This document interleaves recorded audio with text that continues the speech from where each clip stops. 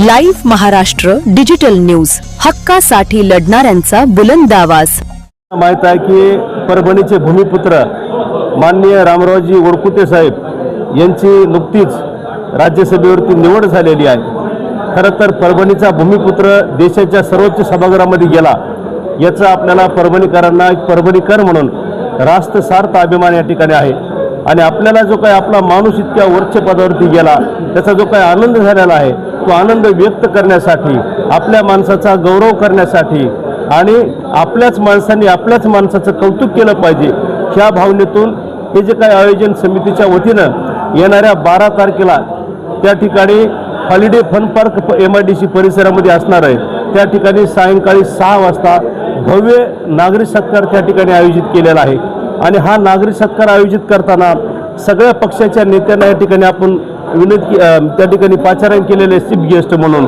आणि जी काही आमची संयोजन समिती आहे, ती संयोजन समितीमध्ये सुद्धा आम्ही सगळ्या पक्षाच्या लोकांना सोबत घेतलेला आहे।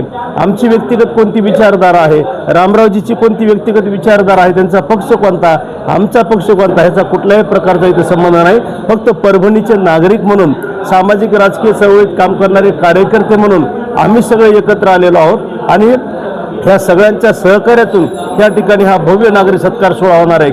आमची भावना फक्त आपल्या माणसाचा गौरव करणे हे तर आहेच, परंतु त्यानंतर पुन्हा आपण ज्या प्रश्नासाठी, परभणीतल्या प्रश्नाबद्दल आपण जे काही कायम या ठिकाणी निराशावादी बोलतो, कदाचित आपल्याला आपला माणूस उच्च सभागृहात गेल्यामुळं हे जे काय आमच्या परभणीचे प्रश्न आहेत, काही ते प्रश्न त्यांच्या माध्यमातून काही पदरामध्ये पाडून घेता येतील, हेही आमचं त्याच्यामागे उद्दिष्ट आहे। आणि विशेष म्हणजे काय की हॉलिडे फन पार्कमध्ये साधारणतः परभणी जिल्ह्यातील एक 2 ते 2.5 हजार लोक त्या ठिकाणी येतील, अशा प्रकारची आमची व्यवस्था आहे। आज या ठिकाणी तीच उद्देश होती की ॲडव्होकेट स्वराजसिंह परिहार असतील, संयोजन समितीचे प्रमुख, त्याचबरोबर राजेंद्रजी वडकर असतील, प्राध्यापक तुकाराम साठे असतील, शंकरराव देशमुख असतील किंवा सय्यद अशफाक असतील, आणि त्याच्या व्यतिरिक्त सुद्धा आमचे जे काही संयोजन समिती लोक आहेत, त्यांच्यामध्ये काही जण आमच्या संयोजन समितीमधले शपथ घेण्यासाठी, सोबत उपस्थित राहण्यासाठी दिल्लीला गेलेले आहेत। आणि काही जणांना या ठिकाणी काँग्रेसचे नेते आल्यामुळं ते ह्या प्रेसला उपस्थित राहू शकले नसतात। परंतु आमची तुम्हाला विनंती आहे की हा खूप मोठा गुणगौरव सोहळा होणार आहे, हा भव्य सत्कार खरंच भव्य होणार आहे। त्यामुळं ही जी काही आम्ही मांडलेली भूमिका असेल, ती आपल्या माध्यमातून ह्या लोकांपर्यंत, जनतेपर्यंत जावी, ही आमची त्या पाठीमागची भावना आहे। आणि तुम्ही सगळेजण ह्याच्यामध्ये चांगल्या पद्धतीने आम्हाला सहकार्य करताल। 12 वाजता आम्ही काय केलं, सायंकाळी 6चा टाईम दिलेला आहे, तर त्या ठिकाणी 7 वाजता साधारणतः कार्यक्रम होईल। आत्ता आपल्यातल्या एक जणांनी प्रश्न विचारला की ह्याला कोणी बाहेरचा कोणी गेस्ट येणार आहे का?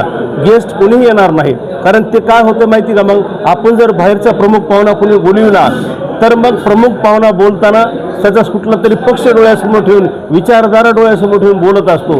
खरं तर हा परभणीतला पारिवारिक सोहळा आहे। परभणीतल्याच नागरिकांनी, परभणीतल्या जे काय व्यक्तीचा केलेला गौरव असल्यामुळं त्याच्यामध्ये बाहेरच्या माणसाला आपण पाचारण न करता, आपल्या जिल्ह्यातले सगळे लोक, सुरेशरावजी वरपुडकर या कार्यक्रमाचे अध्यक्ष आहेत आणि मेघना दिदी बोर्डीकर जे आपल्या पालकमंत्री आहेत, महिला पालकमंत्री, त्यांच्या हस्ते आपण या ठिकाणी तो सत्कार करणार आहोत त्यांचा। त्याच्यामुळे माझी सगळ्या जनतेला विनंती आहे की हा जो काही गुणगौरव सोहळा, जो काही नागरिक सत्कार आहे, हा नागरिकांच्या वतीनं केलेला सत्कार असल्यामुळं सगळ्यात जास्त नागरिकांनी त्या कार्यक्रमाला उपस्थित राहणं गरजेचं आहे।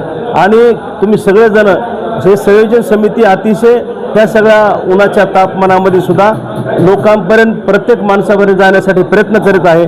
तयारी मोठ्या प्रमाणात झालेली आहे, सगळेजण झपाट्याने कामाला लागलेले आहेत।